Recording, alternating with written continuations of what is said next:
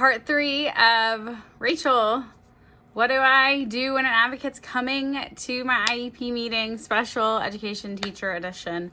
My bestie, one of my teacher besties called me and kind of asked me, she's like, I'm having my first advocate, Rachel, what do I do? I was like, girl, you know what to do. You listen to me half the time, right?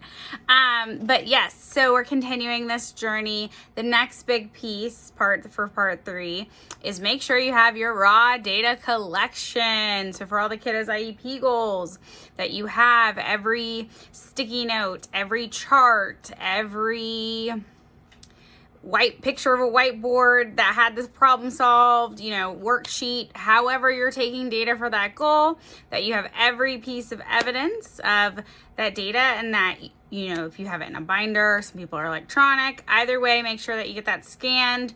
So once again, it's just easy to share with everybody because it is the parents' right to have access to those. And once again, it just goes with what I was talking about in part 2 of being able, sometimes as special ed teachers and teachers in general, we're really good at our craft. We're not always really good at explaining it to other people, right?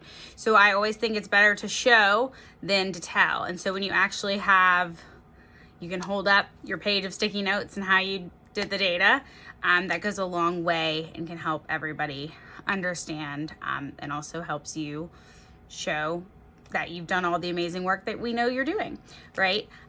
So yes, I always say show, don't tell. And then the final thing I'd say is any kind of intervention that you're doing with the kiddo, anything that you can bring to the meeting, any kind of modifications I'd make where I was making like Velcro, picture matching, or even when I would just have, readers on the kiddo's level, I would bring as many of the materials that I could with me to the meeting and be able to hold them up on the computer screen or pass them around for in person.